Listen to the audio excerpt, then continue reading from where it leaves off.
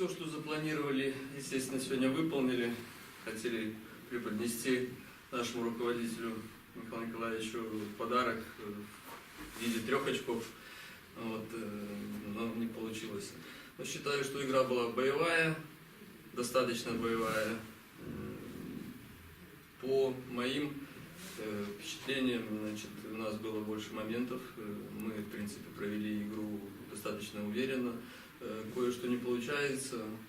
Где-то надо было поспокойнее в завершающей стадии атаки. А так, в принципе, еще раз повторю, что боевая, жесткая, достаточно игра была. Ну, естественно, начали очки набирать, значит, выводы сделали с поражения, с первого.